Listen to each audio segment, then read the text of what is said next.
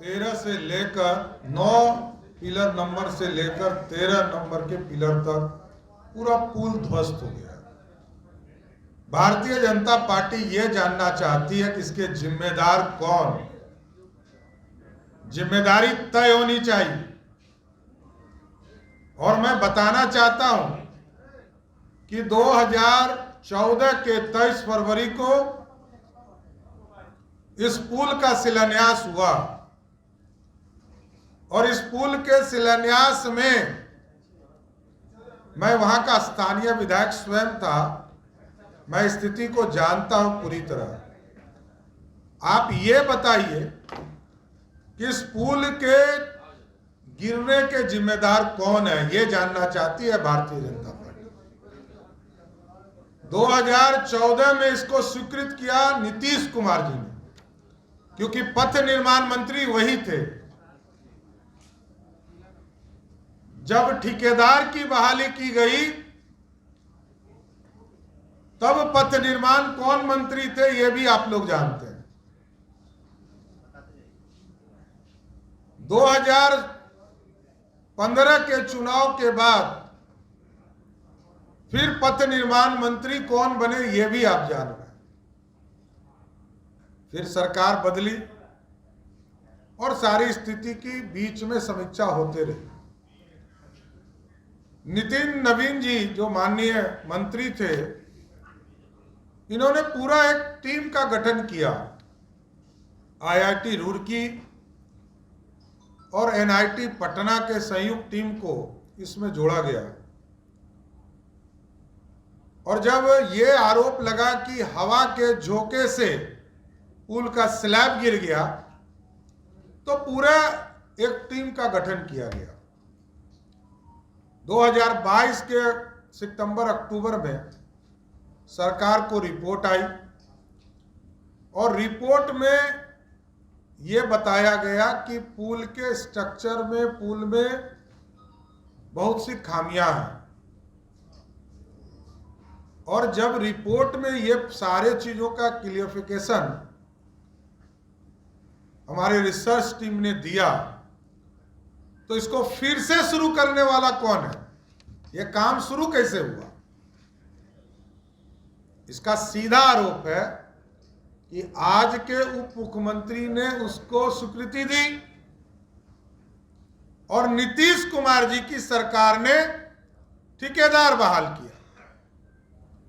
नीतीश बाबू को जवाब देना चाहिए कि उस ठेकेदार से इनका क्या संबंध है, क्योंकि पूरा पुल 3 तरह के DPR बने थे साथियों। एक 680 करोड़ का था जो सीधा परबत्ता की अगवानी से सीधा सुल्तानगंज देवघर सड़क को टच कर रहा था। और दूसरा ब्रिज का जो अलाइनमेंट था वो लगभग 1100 करोड़ का था जो परबत्ता के अगवानी घाट से सीधा मुंगेर रोड में मिलता था, जो सीधा भागलपुर के जाने के रास्ते में था। ये मैं ब्रिज का कॉस्ट बोल रहा हूं क्योंकि वो पूरा अलाइनमेंट है, पूरा जमीन अधिग्रहण का काम हुआ और अप्रोच का रोड काम हुआ। तो इन चीजों को पूरी तरह अध्ययन किया गया, सभी लोगों ने रिपोर्ट तैयार किया। ये पूरी तरह नीतीश कुमार जी पे मेरा सीधा आरोप है कि नीतीश कुमार जी के देख रेख में पूरा भ्रष्टाचार बिहार में बोलबाला कर रहा है। कोई दूसरा नहीं जानता, सिर्फ नीतीश कुमार जानता। और पूरी व्यवस्था नीतीश कुमार जी के नाक के नीचे हो रहा है, नहीं उनके सामने हो रहा है, वो करवा रहे हैं। ये पूरा भ्रष्टाचार नीतीश जी के चलते हो रहा है। और यही है नीतीश कुमार का विकास मॉडल। विकास मॉडल पर नीतीश कुमार जी को जवाब देना चाहिए। और वो आज क्या कहे, देखिए मैंने तो ये किया था, मैंने ये किया था। अब 18 साल हो गए भाई आपको मुख्यमंत्री जी, क्या पद गिना रहे हैं। विकास मॉडल यही है आपका और आप इसके जिम्मेदारी से कैसे भाग सकते हैं। और आप अपने ही सरकार को अपने जांच एजेंसी के लिए तय किया। ये पहला अनोखा सरकार है जो अपना जांच स्वयं कराना चाहती है। अरे भाई, आपको जांच कराना है तो पटना हाईकोर्ट के सिटिंग जज से जांच कराइए, तब तो दूध का और पानी का पानी होगा। ये तो सब लीपापोती हो जाएगा। जिस तरह भारत सरकार ने थर्ड पार्टी को, सीबीआई को दिया जांच के लिए, आपको भी नीतीश बाबू या तो हाई कोर्ट के सिटिंग जज से जांच कराइए, नहीं तो सीबीआई के माध्यम से इस पूरे पुल के संरचना, ठेकेदार, सारे लोगों की संलिप्तता को पूरी जांच कराना चाहिए। और सभी लोगों का एकदम क्लियर कट है, लोग, पूरा देश मर्माहत है कि बिहार में हो क्या रहा है। बिहार की विकास की चर्चा होती थी, आज पुल ध्वस्त होने की चर्चा हो रही है। बिहार जहां पढ़ाई के लिए चिंता करता था, वहां आज पुल ध्वस्त होते हुए पूरा इंजीनियरिंग फेल होते हुए दिख रहा है।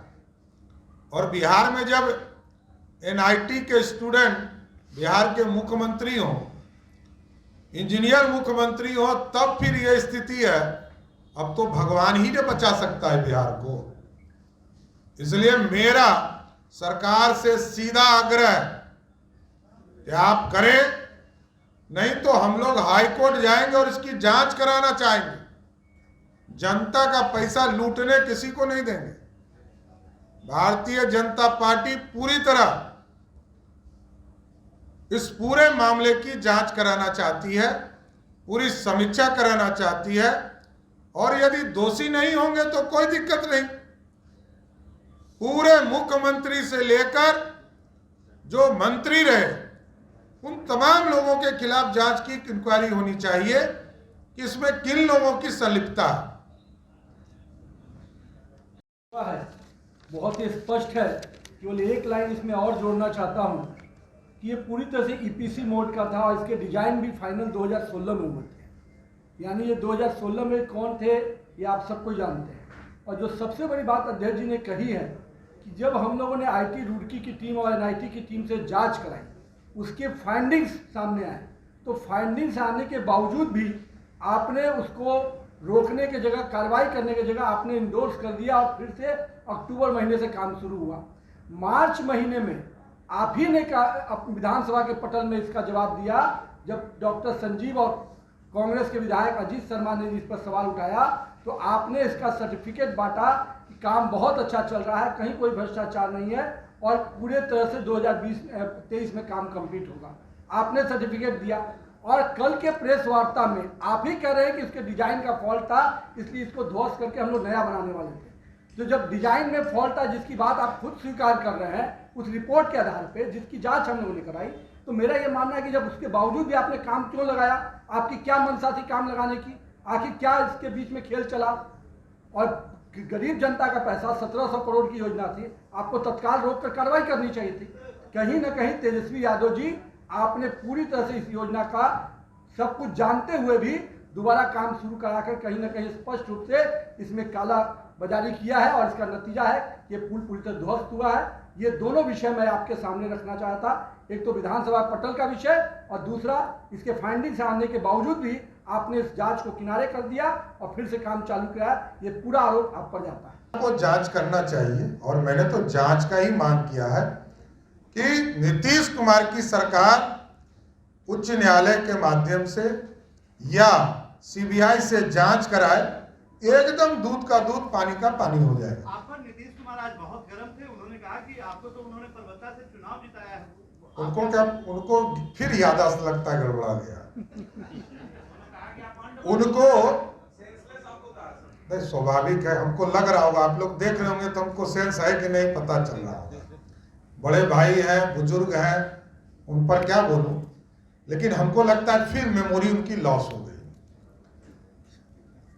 इसलिए कहा मैंने मेमोरी लॉस कि जब वो मुख्यमंत्री भी नहीं हुए थे तब मैं बिहार सरकार में मंत्री हो गया था, समझ गए। वो पहली बार 7 दिन के लिए टेम्पोररी आए थे, उसके पहले मंत्री हो गए थे। हमको हटाने के लिए नीतीश कुमार कहा क्या क्या पापड़ बेलते हैं, तो सब दिन उनकी आदत रही है। सब पूरा बिहार जानता है कि हमको चुनाव से लड़ने से रोकने के लिए वो क्या क्या करते रहे। और जहां तक नीतीश बाबू का चर्चा क्या कि आपने किया कि परबत्ता से उन्होंने जिताया, तो आपको सिर्फ जानकारी दे देते हैं, मैं उनके खिलाफ जीत कर आया हूं। मैं उनके पक्ष में कभी चुनाव नहीं लड़ा क्योंकि लड़ने ही नहीं दिया। मैं 2000 में भी जीत के आया उनके खिलाफ, 2010 में भी उनके खिलाफ जीत कर आया। और मैं तो एकदम बता रहा हूं, इतिहास साक्षी है, नीतीश कुमार जी समता पार्टी के भी विरोधी थे। मेरी माता जी समता पार्टी से चुनाव लड़ रही थी। समता पार्टी में रहकर, रेल मंत्री रहकर मेरे मां के खिलाफ वो चुनाव में विरोध कर रहे थे। और मैं जानता हूं नीतीश कुमार जी को, हमको बताने की जरूरत नहीं। 28 साल हो गया नीतीश कुमार जी को मुख्यमंत्री बनाने के चक्कर में जेल गया हूं। और जब 95 का चुनाव खत्म हुआ था ना, तो नीतीश कुमार भाग के लालू जी के यहां जा रहे थे, समता पार्टी छोड़ के। लालू जी ने कहा कि अब इसको लेने नहीं है। तो सब दिन हम लोगों को याद है नीतीश बाबू का। हम कोई पहले राजनीति में नहीं, मैं तो अब तो 4-5वीं बार सदन में जनता के आशीर्वाद से आया। और भाजपा का आशीर्वाद है।